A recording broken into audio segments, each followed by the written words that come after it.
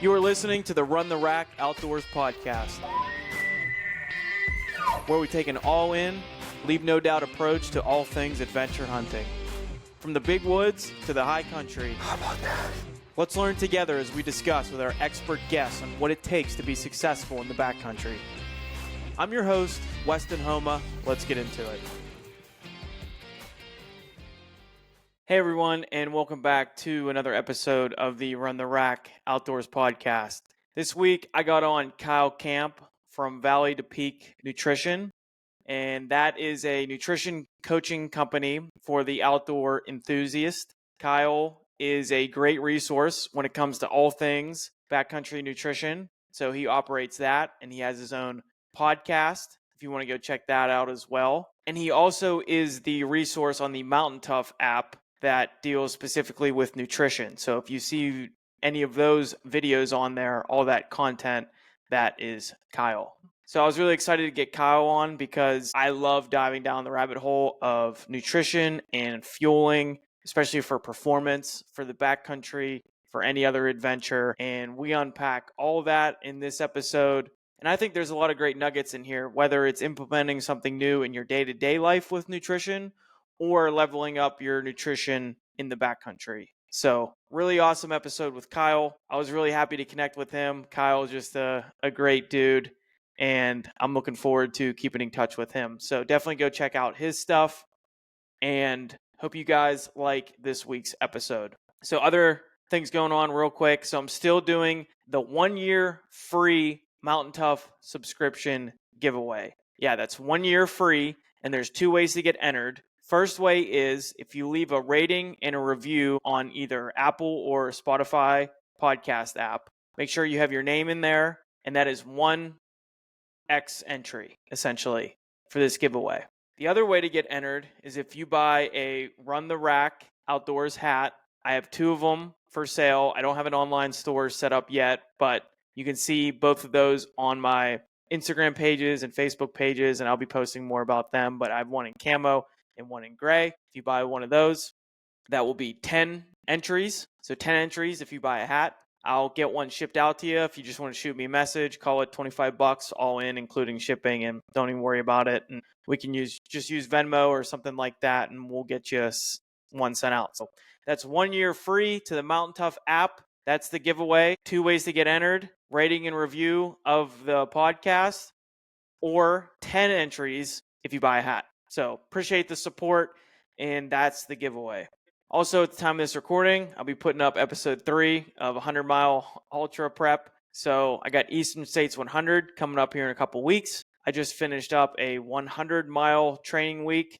I think I had about 20 hours of time on feet and 16,000 feet or so of climbing during the week. This was the first 100-mile week I've ever done. Body's a little banged up, but overall we're feeling okay. I did a weekend away again and did 50 miles in less than 24 hours. I feel like that was a good goal to prepare for this race. So I did 25 miles in the mountains Saturday evening, and then I woke up Sunday morning and did that same 25 miles again. So that's what I got going on. That's in a couple weeks here in August, and then I'm going to let the body recover. And then I have a Colorado archery mule deer tag.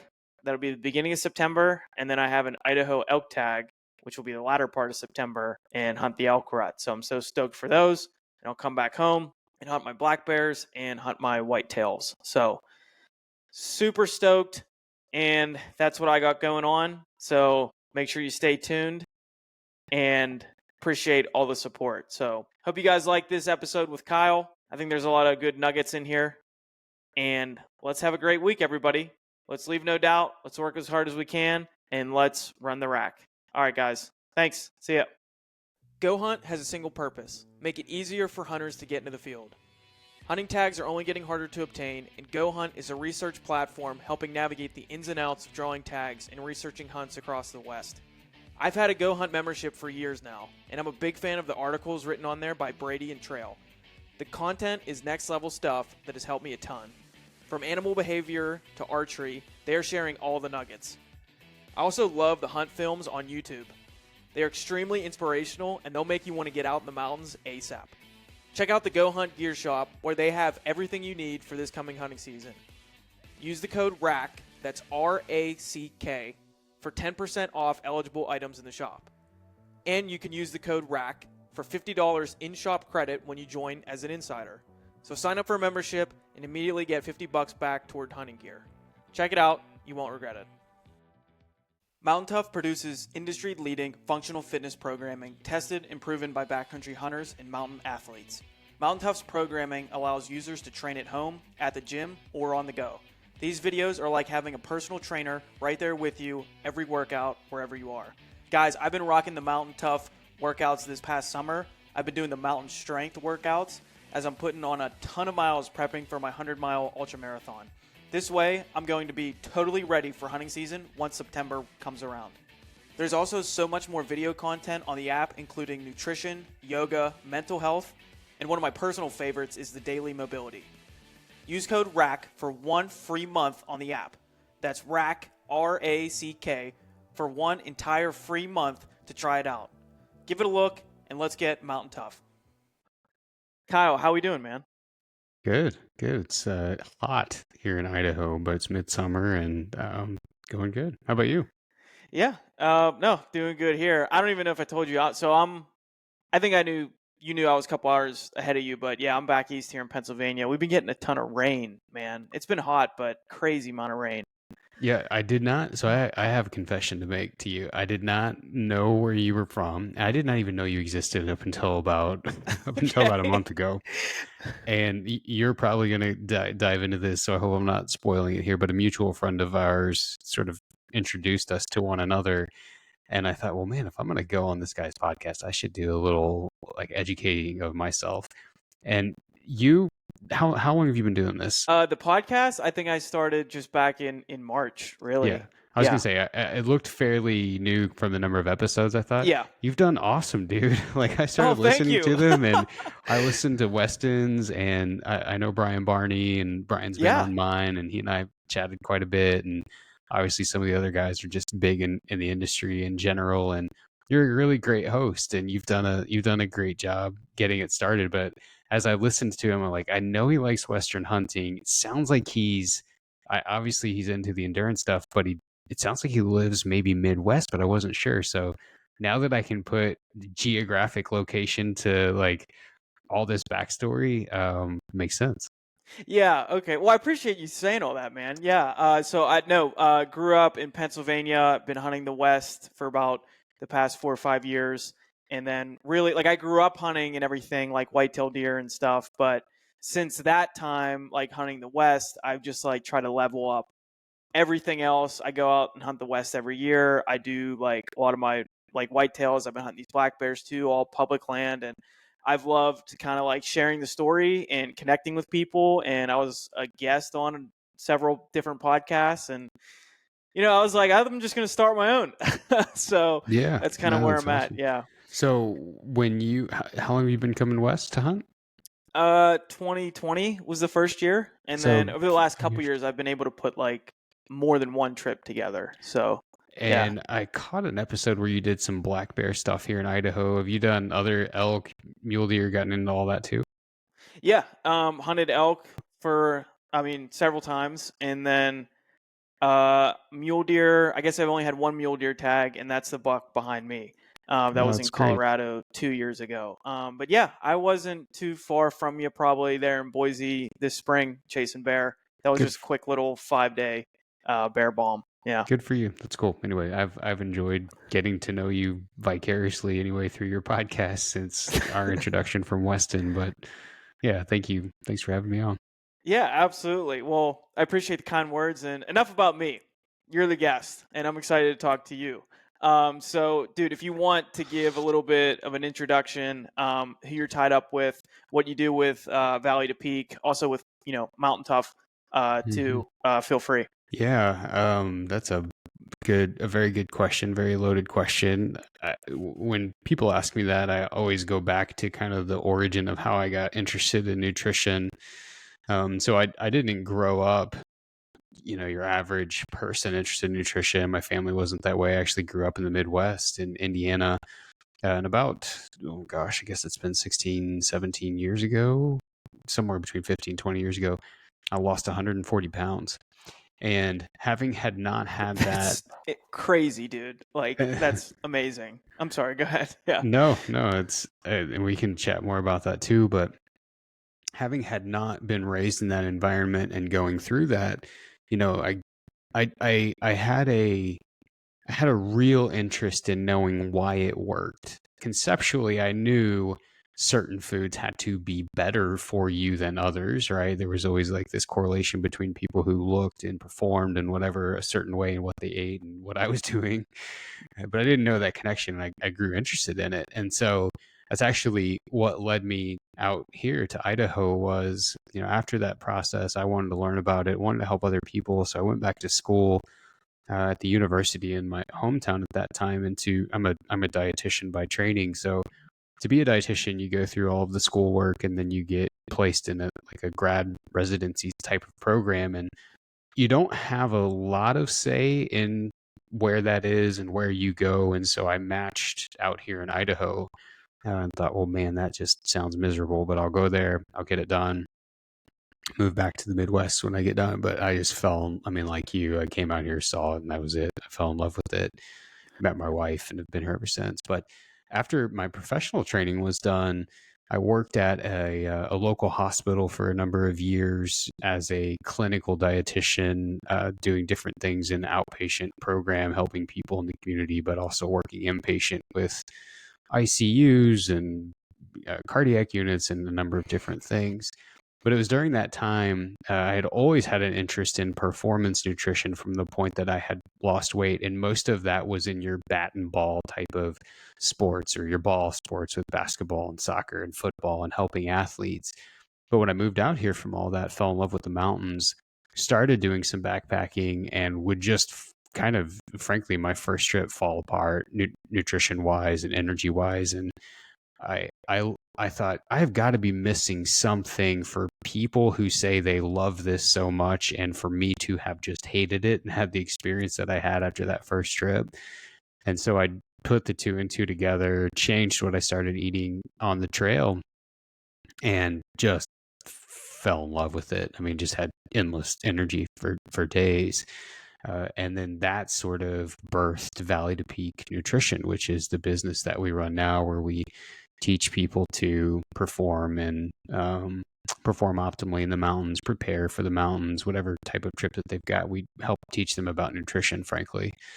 And over that time, it's grown immensely, and that's how I started getting in touch with the guys over at Mountain Tough, and that whole crew is just awesome. I mean, everything that you see them portray and their energy and their positivity is that times 100 in a good way. Behind the scenes, they are as genuine as it gets. And so I had a client at the time who was also training at their gym in Bozeman, and he basically wrote up an email introducing me and their team. And he just said, I know about you both. There's no way you can't know about each other. And 3 months later, I was putting together a nutrition program for them that we recorded and put on the app, and we've done several since. And so do a lot of work, think highly of, and really appreciate those guys, and then we also have obviously our own separate business where we do just coaching with people, preparing for and going on some of these mountain trips. So yeah, I mean, if you'd asked me this 20 years ago when I was trying to lose 5 pounds, hey, here's what you'll be doing. Yeah, not this guy. This guy won't be doing that, but it sounds like a really great job for somebody else. But here I am. I love it. I'm fortunate. I'm extremely blessed, feel extremely blessed to be in this situation, and try very hard to not take it for granted. It's an awesome thing that we get to do to work with people. Yeah, that's amazing, dude. I think you have an amazing story because not only do you have the education on this topic, you have the perspective of somebody who went through a huge weight loss journey. And then you also have the perspective of, you found something that you wanted to perform well in and fuel for, and you had a passion for, and you tried to find ways to do that more efficiently. So I feel like you are the perfect guy to somebody Oh, needs thank you. some advice. I think that's great. And yeah, I wanted to get you on too because I've seen the videos you have on the Mountain Tough app. There's a series on nutrition in general on a broad level that you could carry out obviously in your day to day, but then a series of videos catered to the backcountry specifically, and a lot of crossover. Watched through those. I really liked how you laid them all out. I loved a lot of the things you said.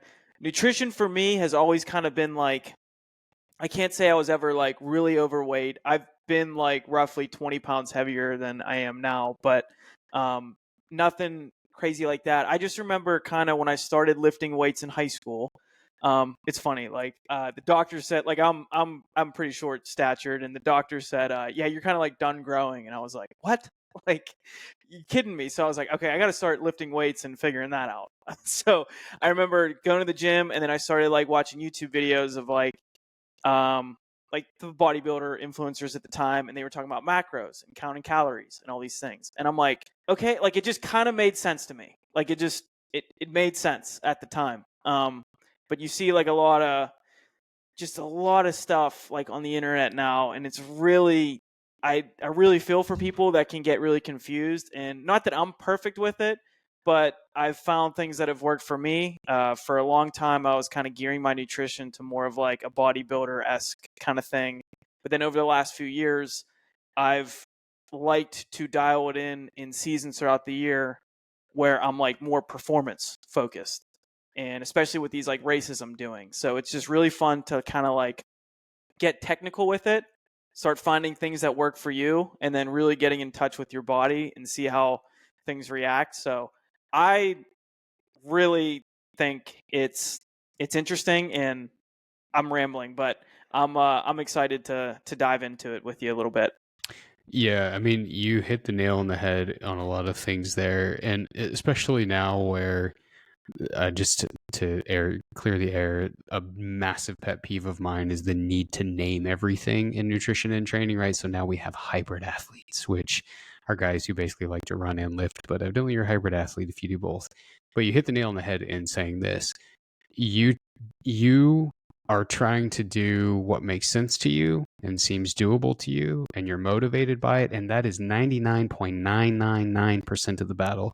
I listened to your podcast with Weston. Weston was very generous in his words towards me in that, but one of the things that he said was, he said, Kyle, he said something to the tune of, Kyle breaks it down very simply, but he said, no, he was quoting me and saying, nope, it's really much more basic than you're making it. And it really is.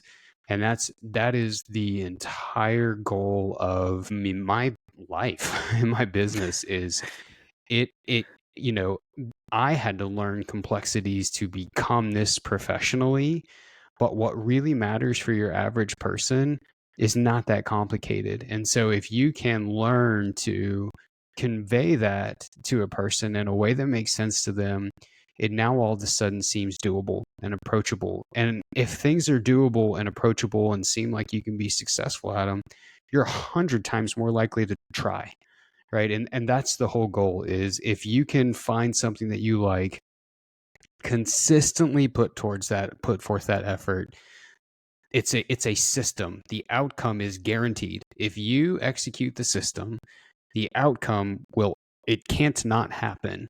And that's what's great, and working with people, is if you can walk alongside them, you help them find things that are doable, you take away a lot of the confusion. We have an application on our website when people are interested in the program, and the number one thing that they report about what's prevented you from starting to this point or making it far, like, I'm confused. I am more than happy to do the work if you tell me what I can do that's going to give me the best ROI for my time.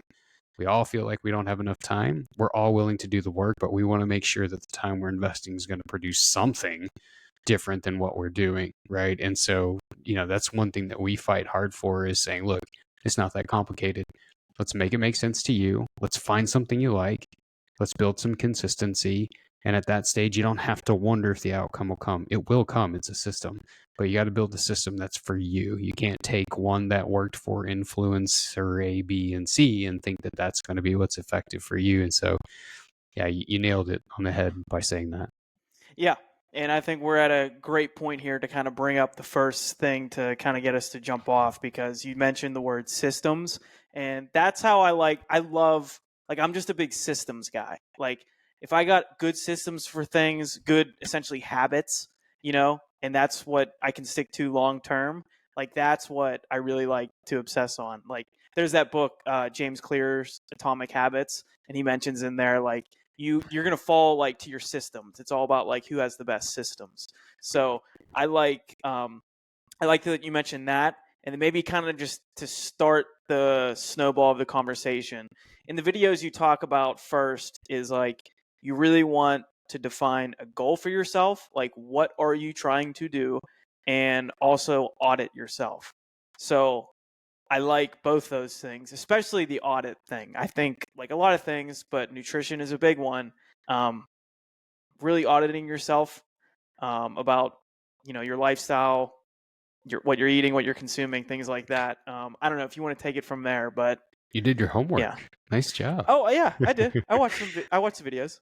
Yeah, so the Yeah. the part that you're speaking to, like let's just talk about the audit. We say that the audit is present for two different reasons, right? So our program's broken into three phases. You have an audit phase, you have a goal phase, you have a maintenance phase, and the amount of time that someone spends in each phase is just depends on a lot of different variables that are largely built on their goals.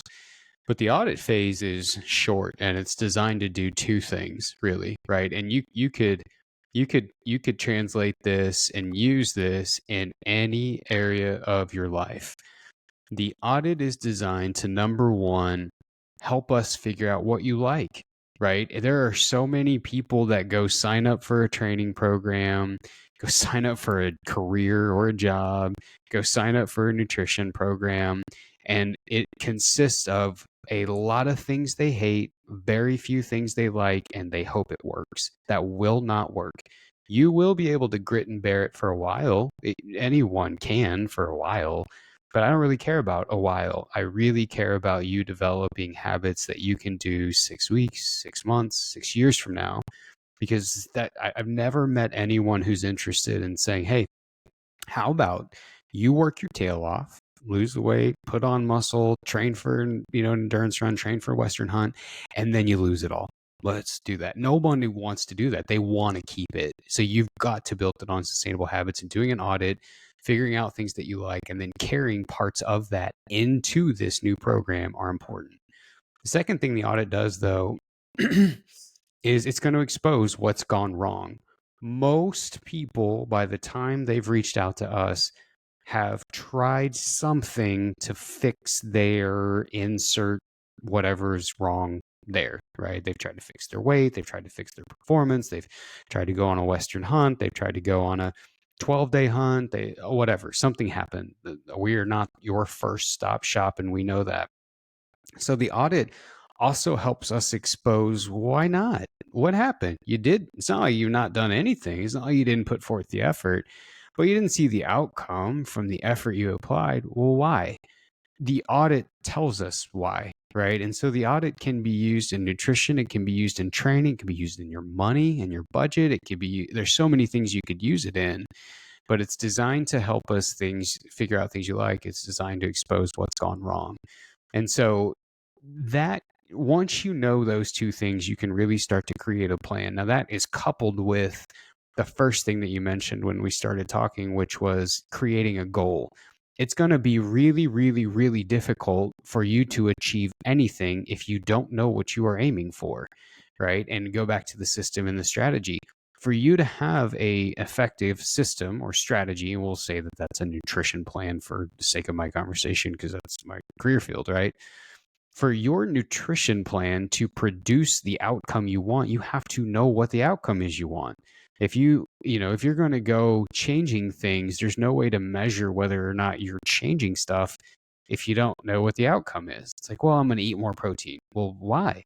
How much more do you Right. need? Are you sure you're low? Do you have a goal with that? Because Mm-hmm. eating more protein by itself is not going to build you a single ounce of muscle if you're not training. So that's kind of null. What's your goal for the thing that it is that you're wanting to do? And so, yeah, from the beginning, the whole deal, those can sound really nuancy. The whole deal just creates clarity for you, and when you have clarity on what it is that you want, then you can start to build a system or a stepwise process or a blueprint, or use whatever fancy lingo is popular now in the coaching space. You can start to build that so you can measure whether or not you're getting there. And that ultimately is just to help you create a plan that gets you what it is that you say you want. Mm-hmm. And yeah, because I can see that scenario a lot where people want to start taking their nutrition more seriously or their training more seriously or both, and they haven't really taken the time to figure out what they want. And their first question might be, well, what kind of protein powder like should I buy? And it's like, well, what are you trying to do? Like, you know what I mean? So getting that clear goal, because that might not even be the tool that you need right now. So getting that clear goal is what's so important. And going off that, I and you mentioned it in your videos. Typically, what people like to do is like either one, well, I guess three things. How you explained it, but between losing fat and building muscle. And I've heard people say this, like, I guess, so I've helped a few people. I am a NASM certified trainer, and I've just kind of put in some plans for people and help people along with that. I want to leverage that more, but I've heard people say that, like, okay, my goal is to lose fat and build muscle. And it's like, okay, kind of tough. Is that something that can be done? Like, do you kind of have to pick a side with that is obviously my leading question. Yeah, so my brain goes two ways in this, and I'll say yes and no. You don't have to pick a side if you fall among a couple of really unique categories. We know that there are a couple of unique situations where people can do both. One of those would be someone who is already overweight. I'll use myself as an example. Someone who's already overweight, never trained before a day in their life, begins to try to lose weight and starts training simultaneously. There are so many gains to be had because of no prior exposure to lifting. They can't help but do both at the same time, even though there's not enough actual energy there to build the muscle, if that makes sense. And I'll make it make sense here in a minute if it doesn't.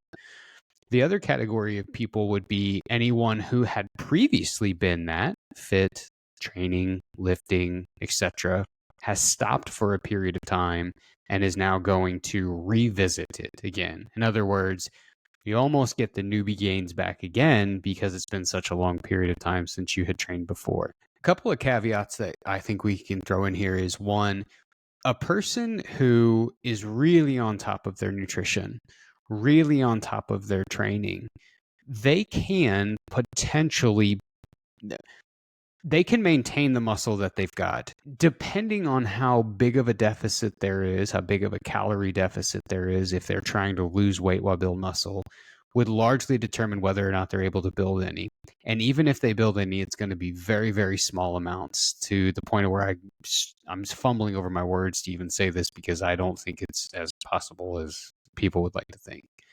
The reason for this is because you, depending on the amount of energy, calories provided to you, your body gets put into a state of being able to build muscle or not being able to build muscle, right? If you are not providing enough calories to put your body in that state of building muscle, there just simply isn't enough there. And so you have a conflicting issue where you're basically saying, hey, I'm going to remove the very thing that puts my body into a state of building muscle, and I would also like to build muscle at the same time. And so you can. And so the other end of that triangle, like we've talked about, was that you're talking about, was even building endurance. If you were to swap out the phrase building endurance for building muscle, you could imagine, how can you train for 6, 8, 10, 12 hours, even if it's slow zone 2 cardio, right? How can you provide enough fuel to get through that, but hope you're still in a deficit? Something is going to give itself up. Now, I will say this. What we find is that when you make those margins very small, I'll explain what I mean in a minute. When you make those margins really, really small, you put a person in the best position possible to get them both. when those margins are really, really, really big, then they struggle a lot, right? So in other words, if you put a person in a 200 calorie deficit, that's 200 calories below what they would need to maintain their weight and their training, etc. That person's in a better position to probably maintain and keep most of their muscle and still be able to train than the person who's in a 700 calorie deficit, right? And so there is a continuum and a spectrum there to really be able to answer it and say, okay, it's not universally applicable to say losing body fat and building muscle at the same time can never happen, because there are some scenarios where it can. But it is extremely challenges, and those scenarios are very few, and most people are going to struggle with that. And I'll say this, like what we see in our experience in working with people, especially people who are in the details, and they'll get DEXA scans, which, will assess your body fat and your bone density and a number of different things. You can often see where they look leaner, they look more muscular, but have actually lost muscle while trying to lose weight, because being in a deficit is the absolute enemy to building muscle. So you really, you can't put yourself in both situations if you have one that you really want to be focused on. If you want to be a great endurance athlete, you need to prioritize that, supply plenty of fuel, find another time to be in a deficit and lose the weight rather than trying to do them both at the same time. Does that make sense? It makes absolute sense. And it makes sense to me. This is what I've always believed too. But I sometimes go a little crazy when I see things on the internet when somebody says, because this to me sounds like calories in, calories out. Like you eat more than you burn, you're going to be in a surplus. Do it long enough, like you're going to, put on a few pounds. If you're in a deficit and you're eating less than you burn, you're going to lose. So you're going to lose weight over time. So calories in, calories out, that always made the most sense to me. But sometimes I might see some stuff on social media where people like to just make comments or make videos and say, it's not all about calories in, calories out. That's all blah, blah, blah. I just feel like I see that a lot. So like, what would your response be? What would your response be to somebody that says like, well, it's not all about in and calories in, calories out? It depends on what they're talking about, right? And so I'll give you an example. If you're talking strictly, let's just use weight loss as an example. If you're talking strictly about losing body fat, it is 100% about calories in and calories out. Now, how a person feels while they are losing weight, whether a person has energy to train while they're losing weight, whether a person can recover from that training while they're losing weight, how hungry a person gets during that process, how full they feel during that process, how all of those variables are not just about calories. And so if you read some of the posts that of folks who say that, and you read between the lines and you understand the topic and the subject of nutrition, you start to realize you're not talking about that. You're talking about energy levels and satiety and fullness and quality of food and all of this, that, and the other.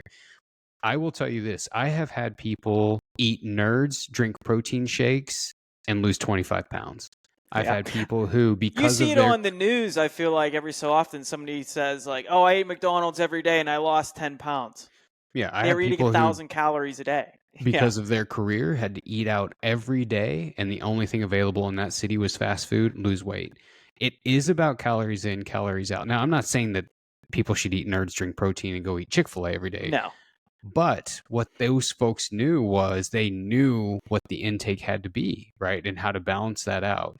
Now, again, though, it is important to say your energy levels eating nerds and drinking protein shakes would be in the gutter compared to eating good, nutrient dense, quality foods, great protein sources, good fruits and veggies, all the normal stuff, right?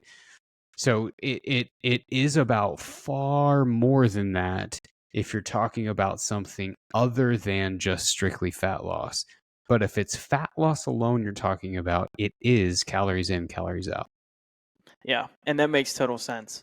So we have this maybe allowance of calories. We can go above or below or maintain whatever we want to do with our goals. But it sounds like now this next level of like, well, what can we do with those is what makes up calories. And I think you know where I'm going. So carbs, fats, and proteins. I know people have heard a lot about this. Just real quick, if you want to like touch on kind of the role for each one, and then I kind of want to dive into kind of like utilizing each one most efficiently for a backcountry hunt, for example. But Yeah. carbs, fats, and proteins. Yeah. Yep. So you could get way in the weeds on this and way Right. complicate this, but what we say is so carbohydrates, proteins, and fats are what we call our macronutrients. We need them in large quantities that we measure in grams. And if you compare that to nutrients like vitamins and minerals, those are our micronutrients because we need them in micrograms, small amounts, right? So that's the difference. That's where those words come from. Macronutrients, we say this: carbohydrates provide fuel, protein provides recovery, fat provides transport and health. That's their role. That's their job. What we are trying to do as people is determine what quantities of each of those do we need to allow that job to take place based on our lives. If I'm a really active person, I have room for more of the macronutrient that provides energy, more carbs. If I sit in this desk all day long, I probably don't need a lot of the macronutrient that provides a lot of energy, carbs. If I don't train, I don't need a lot of the nutrient that provides recovery, protein. A 26-ounce T-bone at dinner isn't doing me any favors if I'm not training, right? And so that becomes a bit of the game. Is those are where we get our calories from. So you talk about calories in, calories out. You are trying to effectively dose how much of those nutrients you get based on the life that you live. How much carbohydrate, how much protein, how much fat, and that then therefore determines how many calories you're getting. Because again, all of our calories come from those three nutrients. It comes from alcohol too, but that's a different podcast. Right. Yeah. No. Okay. So that's kind of how it's broken up. And even for me, like in a real, like more practical sense, I've kind of always carried the mentality of I didn't always feel like I needed a ton of carbs. Like I felt better when my carb macro, so to speak, meaning like macro percentage of protein, carbs, and fats that I had per day equal to my, say maintenance calorie total. I never felt like I needed that much carbohydrates in protein. I like protein. It makes me feel full. It makes me feel good. And I've always kind of had that probably way more, well, definitely, I think I'm finding more than I needed. Like, I'm 150 pounds. I was going above my body weight in grams protein per day. And dude, what's really cool is like what I found recently is like just spending more time with endurance, and like I'm running like a lot. I'm training for a 100 miler and like I'm eating a lot too. So my calorie bank is huge. But I've really begun to shift more of that carbohydrate macro, and it's actually unbelievable how much more fueled and ready I am like for my run on a given day, because I was reading blogs and I ran a marathon in June. And I've always been kind of conscious to like eat some more carbs before a big event, or like even before a hunt, like I'm, carb up a little bit. And then I've taken that more recently, like, and I felt great for that race and those things. And I'm like, what if I started to implement that more in my day to day? And again, this is just me talking my own experience. I've always kind of ran lower carb just because that's just how I kind of wired myself. But this is like just a first-hand example of how you can kind of manipulate your diet. Dude, I feel so much better. I mean, there's still days where I'm just like tired, but that's probably more of a sleep thing. But just implementing more carbohydrates day to day, I really feel more fueled and ready for a big effort, like a big workout. So I think that's going to be something I carry with me for even the fall. To not be afraid to even throw in more carbohydrates. Not that I was ever like zero carb keto. I think an extreme take one completely out might be. I, I never really wanted to go that far extreme on anything, but that's just something I've learned. It's making me feel better and something I might take into the fall. Yeah, 100%. I mean, that's what we find across the board. It's Yeah. true. And it makes sense, right? Because when you think about, so I mean, this is the macronutrient that is the most hated right now. It's the macronutrient that I would argue is Yeah. the most misunderstood. Yeah. And it is ironically the macro that I'm going to say this and then trace it back. Most people underutilize, especially if they're training. And we say that in a couple of different ways. So number one, when you consume enough carbohydrate, you are ensuring that the protein that you eat goes to recovery of the muscle and there's not parts of that being used as energy. Number two, often people want to talk about when you consume carbohydrate, you get these hormonal responses of increased blood sugars and increased insulin, etc. That process is what triggers the muscle to stop breaking down and to begin recovery. And so even though it's often framed in like this death sentence that you read online, contextually, it is an important part of what allows you to grow as an athlete. Right. So if you're talking specifically about athletics, or if you're talking about a Western hunt, you're talking about a hunt in general or anything, your ability to you improve in your training.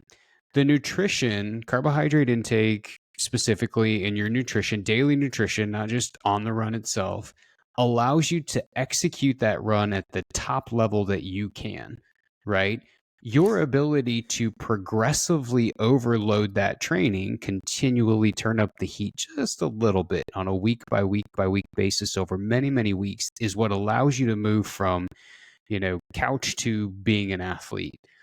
The protein intake that you have allows you to recover from that. So the consistent nutrition allows progression in the training, but it's the progression in the training that makes you better.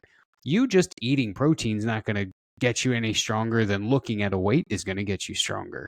And so the two go really hand in hand in that way. And the same is true on a backpack hunt, any of these backpack style of hunting.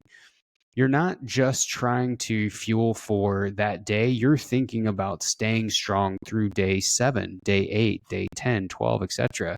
So your ability to our carbohydrate stores operate off of you'll appreciate this being from Pennsylvania and me from the Midwest. I think about it from a metaphor of a grain bin. So every time you're moving, that grain bin is slowly getting smaller and smaller. And if you don't fill it up, eventually the grain bin is going to run out. So the game becomes fueling, using it, fueling, using it. And so if you fall behind, you may on a hunt, for example, feel great the first couple days, but really start to tank on day 3, 4, and 5. And one of the ways that this shows itself the most is really two things. You just number one, you start making silly decisions. You're not as willing to go up and over and around the mountain to go to the other side. You just try to cut across the hill thinking you're going to somehow, you know, uh, fool the elk from seeing you cross this open sage flat. It is not going to happen, right? Number two, you become a little more unwilling to go into the hole chasing the bugle or to wake up and go hunt. So there's a lot of dudes by day 4 and 5 who's like, yeah, I'm gonna take the morning off, recover a little bit. If you've trained well and you fueled well, you should have almost none of that, right? I mean, well, you should have almost none of that. I did a 12-day sheep hunt into Alaska where we packed in for like 20 miles. The day after that That's 20th, awesome. the day after that 20th mile, I was willing to go, but I was like, I wouldn't mind sitting glassing a little bit this morning too. But I mean, that's like, an extreme. Yeah. yeah, that's a little.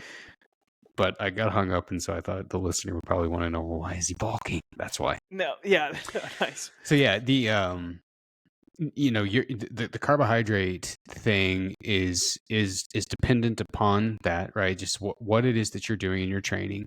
It's also dependent on the intensity of the trainings, right? So the higher the intensity of training, the higher intensity of a hunt, the higher intensity of your workout, anything, the more that muscle is going to prefer carbohydrate as a fuel source.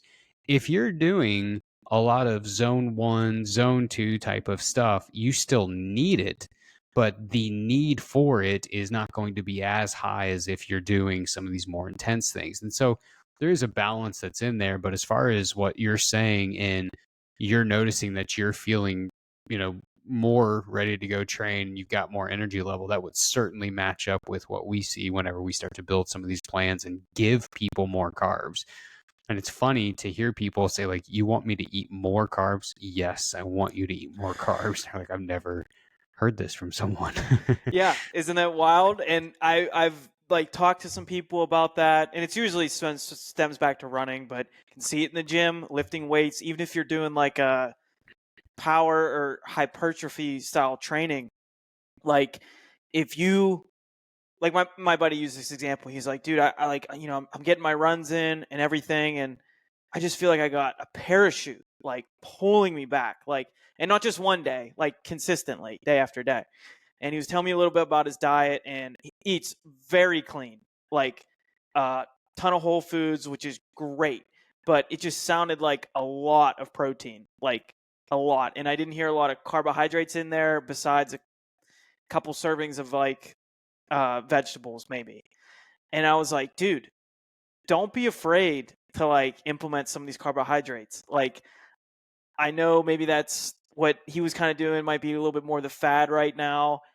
But when I try to say it like this, like if you see like so-and-so influencer like talking online and they're super lean, they're talking about like the carnivore diet or whatever. And again, I'm not even like recommending this or anything, but I'd also like to question, it's like, dude, look what that person that might be recommending eating that style is doing. Are they trying to go on a 10-day elk hunt, which is basically a 10-day hiking endurance event? Are they trying to train for a half marathon? Are they trying to like do these explosive movements in the gym? Probably not. So it's like, I was like, dude, just really try to implement every single meal. And I mean, I've counted calories and everything, but I wasn't even trying to go down that rabbit hole with them at that point. But um, implement some of that, the fruit, the honey, the whole grains, like oatmeal, um, whole wheat stuff, rice. Like, there's healthy options for carbohydrates. But yeah, immediately, I'm not saying like these are a lot of the general rules of thumbs. I'm not saying this could work for everybody. If somebody says they feel good doing something else, that's great.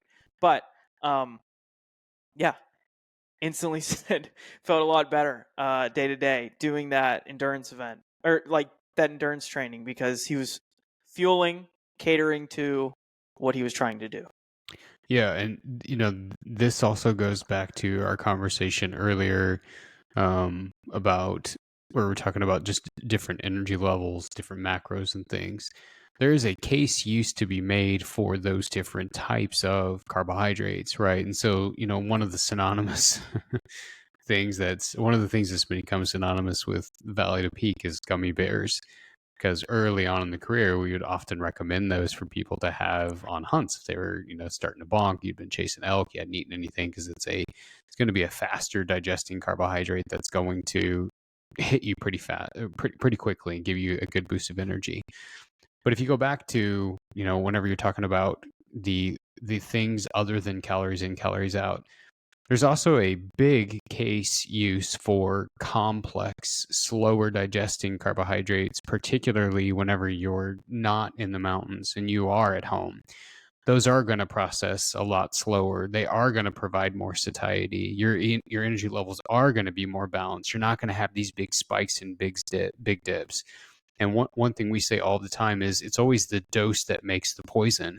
Yep. So in the world of nutrition, there is nothing good, there is nothing bad. It's always going to be quantity.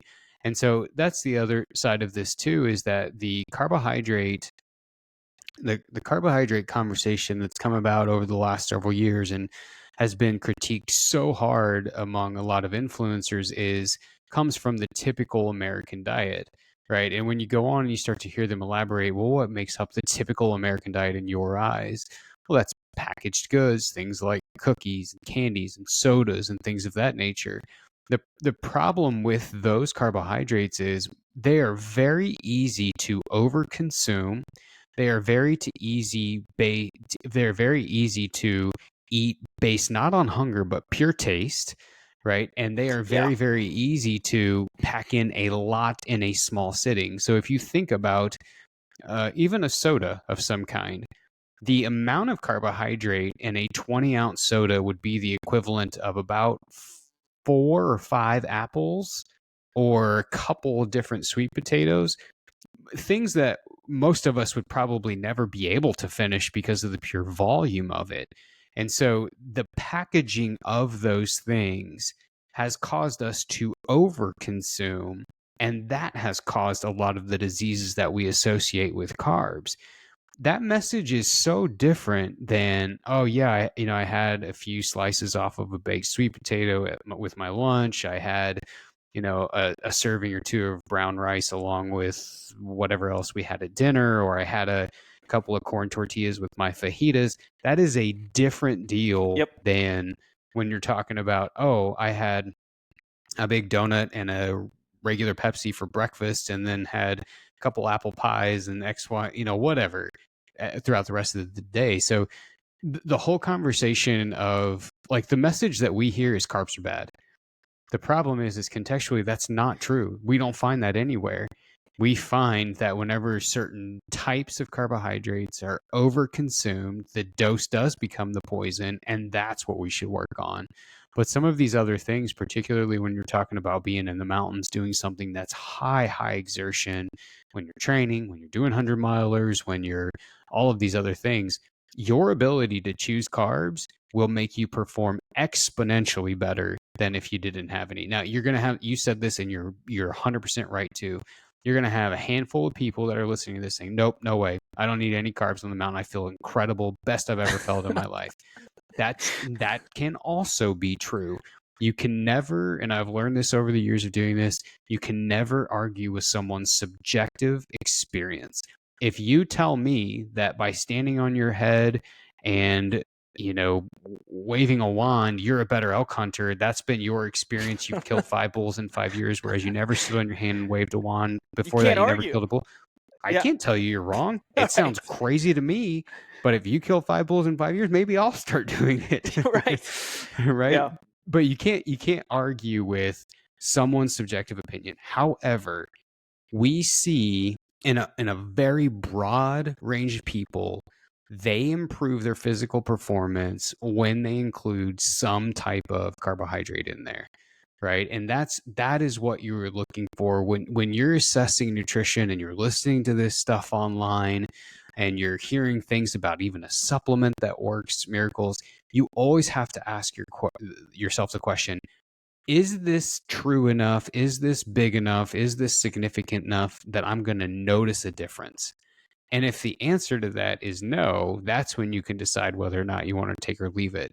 But I would venture to say that most people, if they would spend time just dialing in their general nutrition, their performance would increase exponentially before they ever look at any of these other things. Do you ever get to the point? So sometimes I have a hard time. Again, I'm not a nutritionalist. I've just found some things that work for me, and I try to give advice where I can. But you said the dosage is in the poison, and I sometimes want to like make T-shirts to give those out to people because that is such a important message for nutrition. So sometimes I have a hard time explaining, like when I'm maybe giving some nutritional advice to somebody that just like they're like, I feel like I've tried everything and I just can't figure it out. It's that. So like what I say is like, dude, it's all scale, and it's really hard. I found it's really hard to explain that to people, at least for me, because I've tracked my food, I counted calories, and I understand what this scale looks like and what a bad dosage looks like versus a good dosage. So personally, I'm curious, when you get to the point, if ever, do you tell people, hey, you might just want to start journaling your food day to day to at least get like an idea of, I mean, look at a serving of peanut butter. Like you would never think it's like a couple hundred calories, but what are your thoughts on that? In my world, in my ideal world, I think there's not a point where I wouldn't tell you to. There is nothing that will teach you about nutrition like logging your food and really making an effort at logging it. Take some time, measure things out, buy the most inexpensive food scale on Amazon and start weighing out what 4 ounces of meat is and what a tablespoon of peanut butter is, and log that. And then as you log it, observe, what does this food in this portion size do to my overall calorie intake in a day? Right. And these things, though they can sound obsessive, are not with the intent of being restrictive, because often people tie logging your food as restriction. It's a ceiling that I can't go over. That is not the goal, not for us. Our goal is it teaches you, it informs you, right? And if you want to learn more about your own nutrition, there is nothing that is going to enlighten you better than logging your food and taking some formal measurements. So I mean, I think that it is probably one of the number one things that people can do to educate themselves on nutrition is doing that. Now, from a more formal standpoint that I think that you're kind of asking about, like if you find a person who's running into trouble meeting their goal of some kind, nutrition is a numbers game, and the tracker is the absolute ultimate lie detector test, right? And so if you're not if you are not seeing the outcome that you want, it is all let me trace this back. Let me finish this statement, then I'll trace it back. It is almost always going to come down to intake and expenditure some way. And this is where I'm tracing it back. There is a lot out there right now floating around making us think that we are the zebra amongst a pack of horses. Something's wrong with me, and it's my metabolism is this, Thyroid. and It's got all to be my these different thyroid. things, right? Yeah. And there are cases that exist Yeah, where it is sure. someone's thyroid, where they have something else.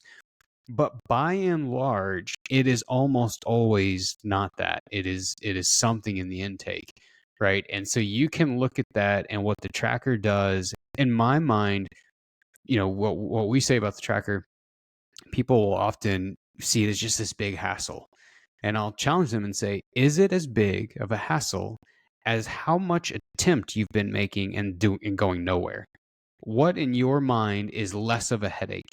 You spinning your wheels trying to make all of these gains in your training or your performance or your weight loss or building muscle or any of those things, and nothing changing, or you stopping after you eat, taking 3.5 minutes, punching a couple of numbers in, and then having us review those numbers together to figure out what the problem is. And we say this all the time too, you're going to make a concession somewhere.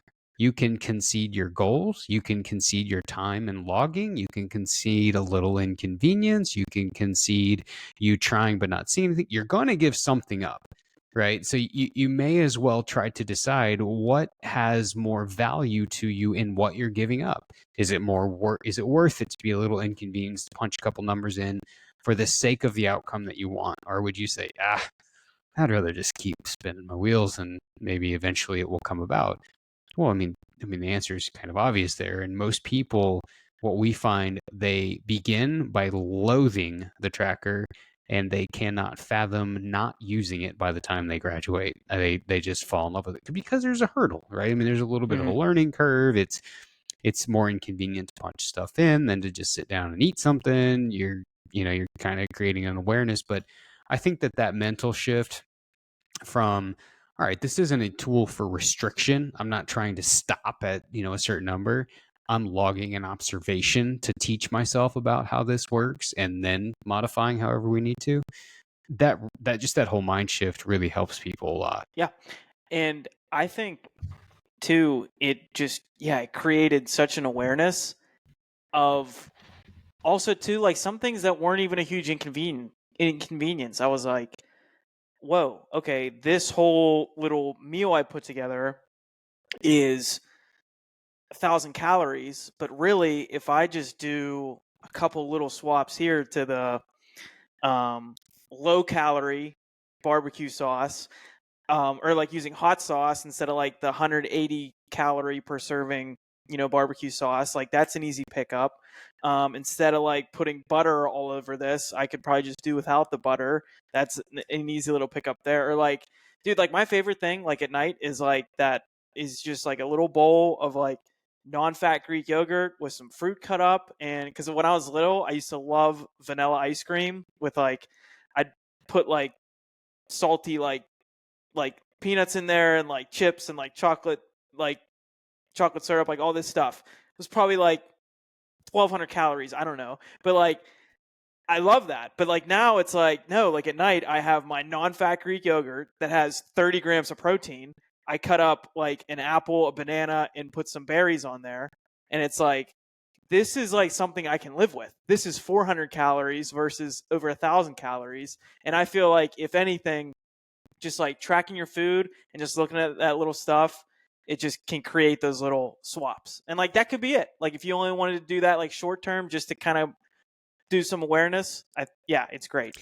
Yeah, I'm impressed that you stopped liking that when you were younger. I still can throw down some ice cream and peanuts. But I No, hear you, yeah, and your point is 100% right. And you know, that is something that is a goal of ours, right? Like, so I said earlier, a goal is to make nutrition seem simple, and that is very true. Part of that too, though, is helping people understand, look, you're not committing to a life of, you know, neon green broccoli, white rice, and chicken breasts. I mean, you can still make this taste good. And I think that's honestly what a lot of our work is it's helping people develop strategies on how to make some of this nutrition stuff matter and make sense, as opposed to what I think most people think they're going to get from us if they're not familiar with us anyway is, oh, here's your macros. Good luck to you. We'll see you next week. We'll change your macros and do a little adjustment. We don't do any of that at all. In fact, Valley to Peak, when we first started, the thing at the time was to write meal plans for people, and then you would send those out, and that was really the basis of your job. And we started to see that like people would be successful because if they followed the meal plan, it's just a system like we talked about. But I would see them gain it back, and I didn't want that. And I thought, well, what if we started spending our time with people, educating them on how to do this, right? Teaching a man to fish rather than giving him a fish, and just spend our time doing that. And over time, they would be more likely to maintain it. And that has been true, but it's also been so much more rewarding to walk people through that, help them figure out the strategy element of it, and just to make sense of something. And I think two of the greatest things that I love about the outcomes of our programs, number one, how many people maintain it after they graduate. And then number two, how many people say it makes so much more sense. And to me, at the end of the day, like I'd rather hear that than, oh, you're so smart or nobody else could do it and you did. I don't care about any of that. If they leave saying they understand it and they leave saying they've got the tools to maintain it, to me, I want you to work me out of a job if that happens. And I've done my job if that happens. And so, yeah, it thrills me to be able to work with people and to try to make sense of it, come up with different strategies that it's not like, you know, most people would say, okay, well, I'm just not going to eat after 7. When in reality, it's like, well, what if you find an alternative to the 1,200 calorie ice cream sundae you used to eat that still gives you the opportunity to have something later? exactly. So yeah, it's like, it's funny how we're kind of coming back full circle, and it's coming back to like your systems and like what you would do like every day. So like it's like now, instead of like every night I'm having that bowl of ice cream with all that junk, I'm having the Greek yogurt with the fruit and stuff. And then every once in a while, sure, I'll have some ice cream like with family or whatever. And I kind of like to save those kind of things for that stuff. So, but again, it's like my day-to-day default systems, habits. Um, I've made those changes in those things. And I think that's actually the 80-20. Yeah, and I am really glad that you mentioned that because there are times where memories are more important than the macros. And you go on vacation, like I'm not expecting you track your macros and your calories, like go enjoy it, Right. you know, and be sensible. But yeah, certainly there's times to be aware and pay more attention, and there's times to, you know, enjoy yourself a little bit more. And you know, I think as you start to go through that process of paying attention to your nutrition and you make adjustments, even when you enjoy yourself, that even starts to look different based on what you've learned from tracking some of your food. And that's good too. I mean, at the end of the day, we're all just trying to feel good and do what we love to do, have a good quality life, and and enjoy it. And if you're able to do that in a method that works for you and you can be consistent at, that is the game. That is the game you're playing. Totally. And I've even found too, like when I do save it for those times, or even like I used to drink like a fair bit. I'm not saying I was an alcoholic, but that it was part of my, at least weekend lifestyle and stuff. I got to a point where I wanted to become more disciplined. Everything got in a lot better shape. I gave up drinking completely for like a while, better like a year or so almost. And I felt great, and I definitely feel like it's more of a life I want to live. But then I found like maybe say like in that given year there was like 40 opportunities to like have some beers or something. Like maybe 38 of them I was like happy. I was like, no, like I don't like no, like I got stuff to do, like this doesn't make me feel good or whatever. But then I found like maybe there was a couple times where, you know, I would have looked forward to that, and that probably would have been like a nice balance for me. So now I found that like pushing off, like saving those kind of things and enjoying myself, like, you know, in the foods and maybe like the couple drinks. It just, I find that it tastes better. It's more fun because it's like, now it's like, this isn't like my default. I'm really just enjoying this for like the atmosphere of it and everything. And it's like a little bit more, I feel like on my terms too, a little bit, like, you know what I mean? So Yeah. I don't know. I think, and then that's like the balance that I want.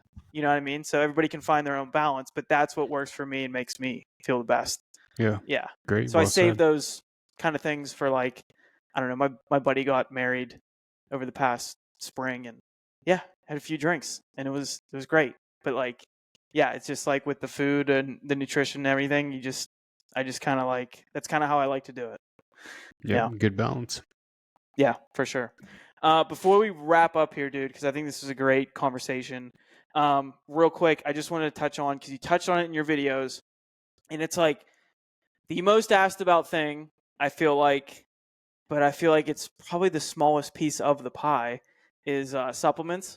And I loved how you described them. You said, and I don't want to speak for you, but convenience. It's really what it comes down to. So, do you want to talk a little bit about that? Yeah. So the situations, the conversation, whatever you want to call it, about supplements are, number one, if there's a case where it's convenient, then it could work for you. These are the times where they're needed and appropriate. If there's a situation where it's convenience, I'll give you an example in a minute. If there's a case or a situation where a person's need is so high that it can't be met with normal intake, then a supplement is needed. Convenience would be like, oh man, I've got a training session, I've got a big run, there's no way that I can go home and eat, I've got to get straight to work. And so, the ability to cook something and keep it cold is low on the list. So it's either going to mean a protein drink or nothing at all. I'd rather you, in that sake, leverage a supplement like a protein drink because it's more convenient than you not being able to eat anything at all, right? In that situation, there's value in a supplement. And then the other would be when the need is so high that you can't make it through normal intake. And this could range from, I'll give you a couple of examples, anything from protein to creatine, which we're going to come back and revisit because this is everybody's new favorite supplement, Sure. to multivitamins, to iron, to you name it, right? If the need is so high that you can't eat it, let's use a vegan or a vegetarian, for example. And I'm venturing to guess that you probably don't have very many listeners that fall into that category, but let's say that you do. If that person is unable to get iron through food sources, they are probably going to have low iron levels. They would need a supplement of iron because they can't eat enough of the stuff to get their blood levels up to the levels we want them at in that case, and a supplement would be needed. Let's go back and revisit creatine. Any meat that you eat is going to naturally have some creatine in it. You naturally have some creatine stores in your muscle. What we see in the literature is that the people who respond the highest to creatine are those who don't eat meat, who are vegans, vegetarians, etc. They take a creatine source and notice the most significant improvements from that because there's none there, which makes logical sense. That's not to say that anybody who eats meat and has felt the effects of creatine is a liar. That's not at all what the point that I'm trying to make. The point that I'm trying to make is if a person can't get enough of a certain nutrient in their diet and they supplement with it, that's whenever I think a supplement, those two situations are when a supplement is warranted. anything else that exists outside of that just doesn't have legally doesn't have enough data, proof, whatever, to make the juice worth the squeeze. And you always have to evaluate, like when you're going to read, you're going to find data in favor of every supplement on the market. You're going to find data that does not support every supplement on the market. What you have to pay attention to in a lot of literature or the comments from your friends is, and ask the question, if I take this, even if there's literature that says, there's studies that say, oh, this is beneficial, is the benefit big enough that I'm going to feel the effects to where it produces enough of an effect on me from taking it that it improves whatever outcome it is that I want to improve? We know that if a person meets their minimum threshold of protein intake, they increase their muscle mass. That has been proven. Now, whether you choose to do that through elk, venison, black bear, hamburger, chicken, pork, eggs, Greek yogurt is your choice. But we do know that if you're below that minimum threshold, having some more protein is going to help you meet it. But when you start looking at all these other things from, gosh, man, every supplement that's out there, most all of them, the data is like, nah, probably not making the world a difference. What I've seen and experienced, and people can take this for what it's worth because it's going to sound like I'm a pusher of this because it's my career field. When you get a person to really dial in their nutrition, tracking, paying attention, creating an awareness, eating the macros to the supported level of their lifestyle, that makes a game changer. Because if you're not doing that and you start doing that, you start to feel the effects from carbs. I mean, you're the perfect example. You and I have never spoke before this other than trying to set this up. And you said, hey, boy, started taking some carbs in, noticed a big difference. And that is no supplementation. That's normal everyday food. But now all of a sudden you started meeting your basic requirements of your nutrient needs. You matched those with your intake and you got the effect. And so, yeah, that's a long-winded way of saying there's not been any supplements outside of those two scenarios of either convenience or the ability to take it in through food that have wowed me so much that I'm going to sit here and say, oh, yeah, you need to take it. This thing's an absolute game changer. Nothing legally anyway. Yeah. No, I love that answer because I'm somebody that probably spent, like a lot of people, but through college and stuff, when I was like lifting a ton, like probably just way more money than I needed to on all the supplements. I bought a lot of the snake oil or whatever. I really don't take a whole lot now. I do, like, for example, I mean, even my protein per day, I did get to a point where I was looking at it. I was like, okay, I'm eggs and egg whites in the morning. Usually like chicken for lunch. I'm like wild game for dinner, and then that snack is like some Greek yogurt. I'm like, and like with tracking a little bit on my phone and having that awareness of like, okay, this is around about this many grams of protein. I was like, yeah, dude, I could probably save some money. I think I'm pretty good on getting my protein intake. But that was just for me.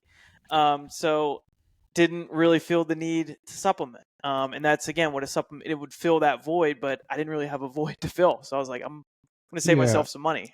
And I mean, I think Yeah. that a part of it is we like being a part of, there's books about this. We like being a part of tribes, Yep. right? We like buying things that associate us with something we want to be associated with.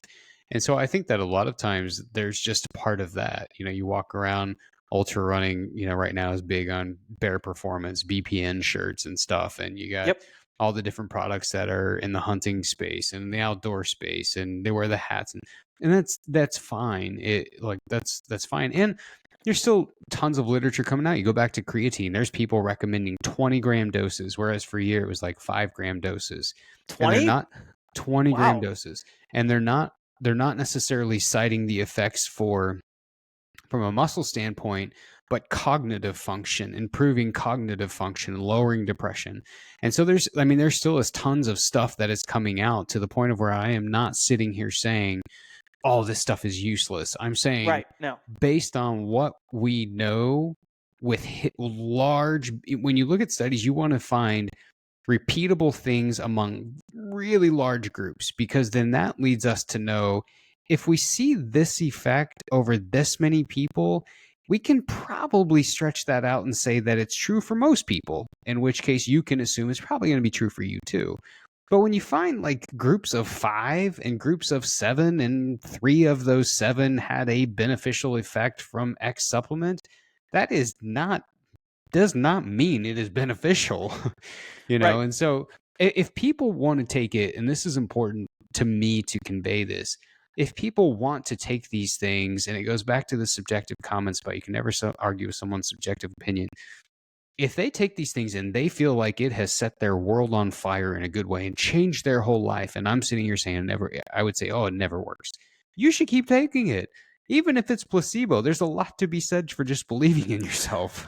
Dude, I 100%. I would still buy. It's like I don't care if it's placebo. If it makes me feel good, Yeah. it's good. So, Yeah. by me saying this stuff, I am not saying that if you take that, you're a liar, nothing like that at all. I think that if you feel great, regardless of what I say, regardless of what the data says, quote unquote data, you should keep taking it. If it's safe for you and you feel like it's just changed everything, then yeah, knock your socks off. Yeah, and I'm glad you brought that up too, because on the flip side, I'm not saying I'm anti everything like supplements too. There's just a lot of things that I don't take anymore, or I realize like they're good. Like whey protein, I think is fine. I just don't feel like I need it. The other things I'll still take my. I think the jury's out on creatine monohydrate. If you're gonna take a creatine, that's the one to take. It's cheap. I've been just taking 5 grams of that every day, and then really other supplements. Just because I like to post like my training and stuff. I mean, for endurance, like I'm bringing electrolyte mixes and even carb heavy like drinks mixes like for that when I'm doing those runs and stuff, because I need calories and fuel and salt, and that's how you get those things in. So I'm not saying like obviously there's things that will work for me and work for what your activity is based on just naturally what they are. Well, that's a great example of something where you couldn't meet that demand from food, right? When you're Right. Like I can't carry 30 bananas with me when I'm out on a long run.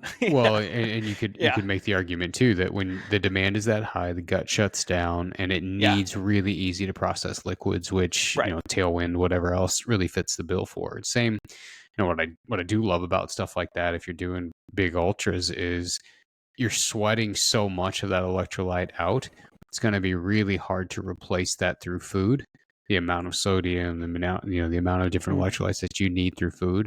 So those products can fit the bill. That is a place where, because you can't eat it, supplements fit. So Mm. yeah, again, maybe other people have better ways to evaluate stuff like that than I do. But for me, it's always come down to those two, which is if I can't get it through food, and or it's a matter of convenience, then a supplement can fit. Yeah. Totally. And I don't want to take up too much of your time, but since I just thought of electrolytes, that is something that I have found that I love to throw in my pack for a Western hunt. I do like when I go out west, I like to backpack in. I like to go in up a mountain. I like to give a huge effort. I'm throwing in a packet of electrolytes because I do find that like maybe the food I'm bringing, I don't have enough salt in there.